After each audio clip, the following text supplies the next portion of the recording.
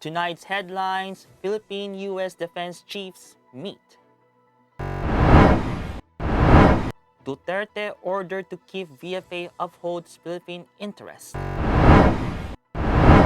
COVID-19 cases in the country at 1,580,824.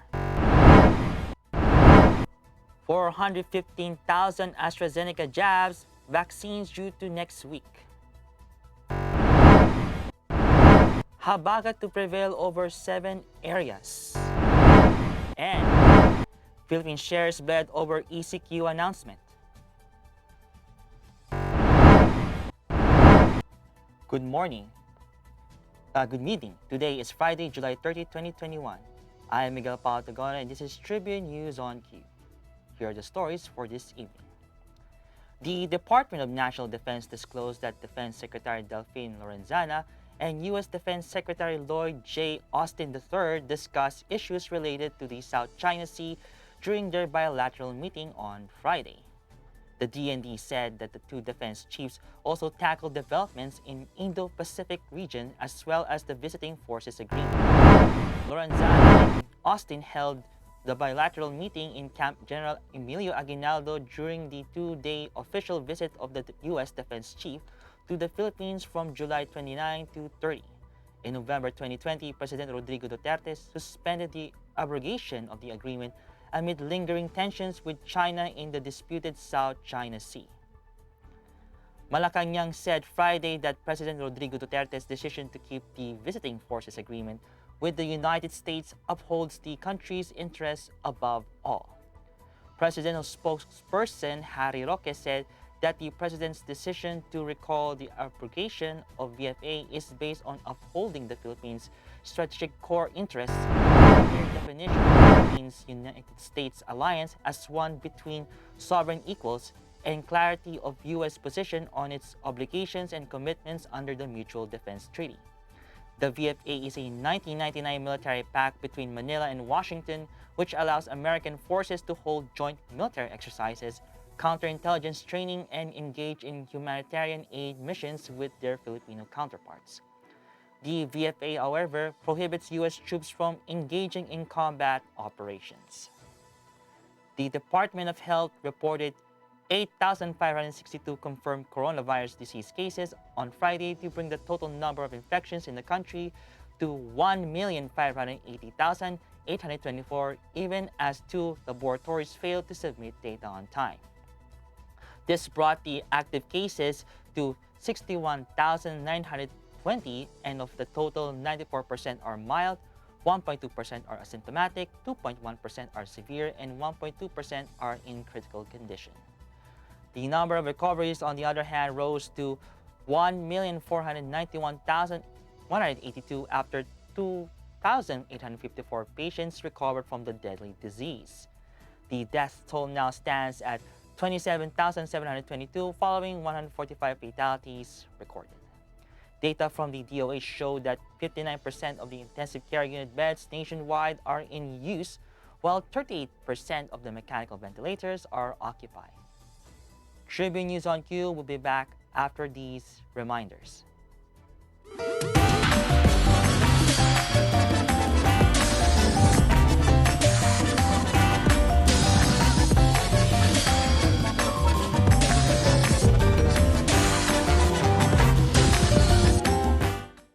Fiber is the free and secure way to connect with friends and family, anywhere.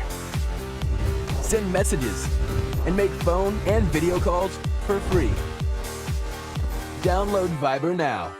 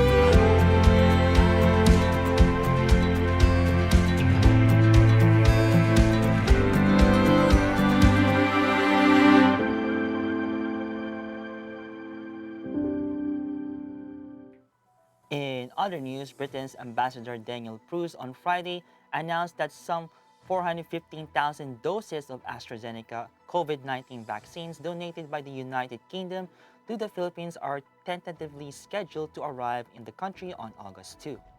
Pruce, who's ending his tour of duty in Manila after 4 years, said the doses will support the Philippines vaccine rollout program as the government struggles to inoculate majority of its population due to the shortage of COVID-19 jabs. Around 100 million vaccines were pledged to poorer nations and will be delivered in the tranches until June 2022. Of this figure, 80 million will go to the vaccine sharing facility COVAX. The vaccines are expected to start leaving the UK this week, Pruce said, with the Philippines among the countries set to receive the doses. State Weather Bureau Pag-asa announced that occasional rains brought by the southwest monsoon are expected to prevail over the Ilocos region, Batanes, Babuyan Islands, Benguet, Zambales, Bataan, and Occidental Mindoro. In its 24-hour forecast, the weather agency warned against the possible flooding and rain-induced landslides due to scattered to widespread moderate to at times heavy rain. Monsoon will also bring cloudy skies with scattered rain showers and thunderstorms over the National Capital Region and the rest of Luzon.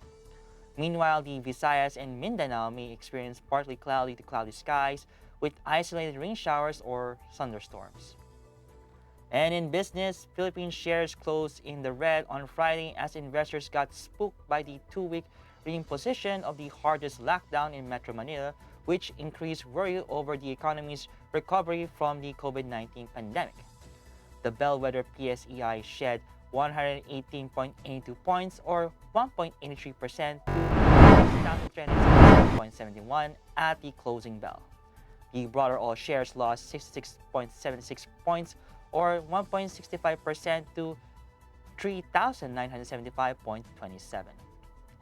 PhilStock's financial senior equity analyst Japit Tanchanco said that the move is seen to lead to significant economic losses since the ECQ will limit the productive capacity of the courtesy of the biggest contributor to GDP. More than 692 billion shares valued at 4.344 billion pesos changed hands. Decliners led advancers 159 to 43 and 46 issues were unchanged. That wraps up the stories tonight. Catch the latest news on our website tribune.net.ph and follow us on Facebook, Twitter, and Instagram. You can also subscribe to our YouTube channel, Tribune Now. The Daily Tribune is one with the nation in facing the COVID-19 crisis, and in line with this, the Daily Tribune digital edition and press reader is now available for free online. You can also download the Daily Tribune app on Apple Store for iOS users and Google Play for Android users to get the latest and most comprehensive news online. Daily Tribune is also inviting everyone to join its community Viber Katribu to get updates on the freshest and hottest news and entertainment stories of the day. Tarcito emoticons are also available on our community Viber. Just click on the link in this video to join. And before we go, I would like to thank the SM Store, Araneta City, Department of Tourism, and Overseas Community Affairs Council member Alan Lin of the Republic of China for their continued support. Again, this is Miguel Patagon, and you're watching Tribune News on Q. Stay safe, stay healthy, and stay at home. Good night, and God bless us all.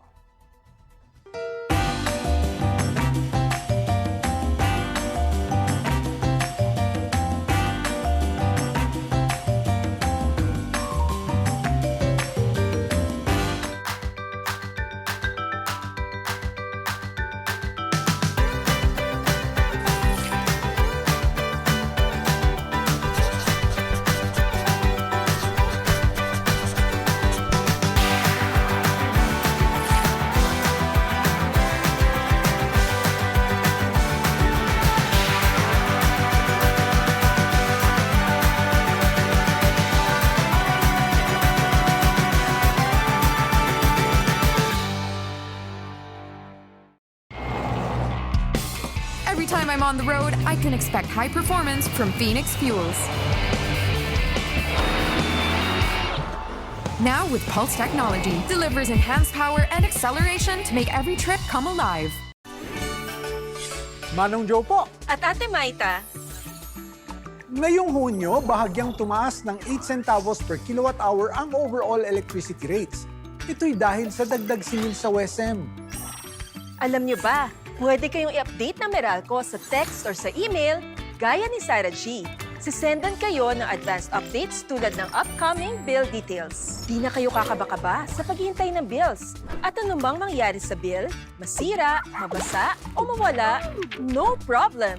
To get updates, i-update ang inyong contact information sa Facebook Messenger, meralco.com.ph, email, hotline 16211 o Meralco Business Centers.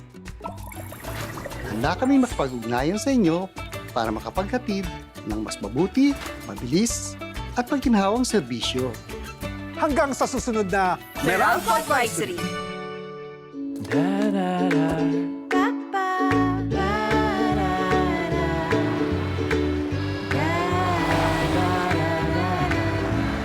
Make long distance easy with the Mirage G4. Hatch something big. The all-new Honda City hatchback with 4 seating modes. Utility mode, long mode, tall mode, refresh mode. The all-new City hatchback. Hatch more life.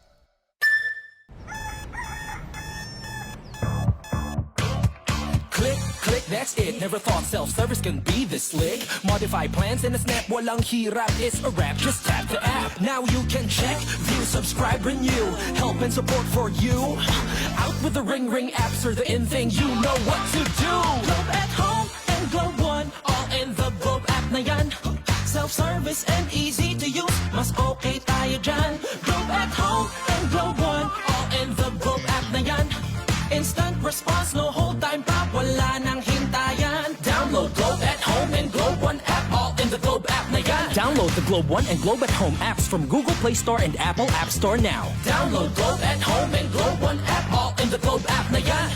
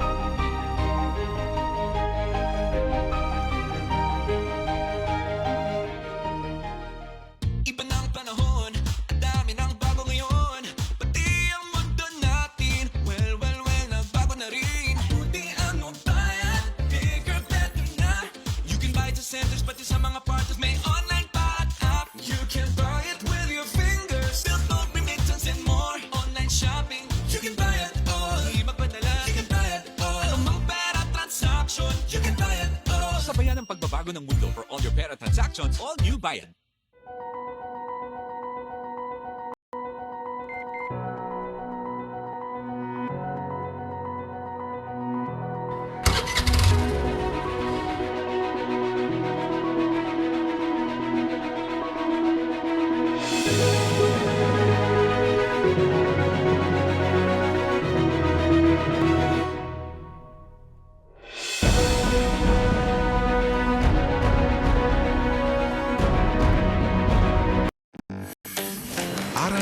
City, home to the country's first indoor shopping mall, the world's original Thrilla, and the first ever Bini Bini pageant.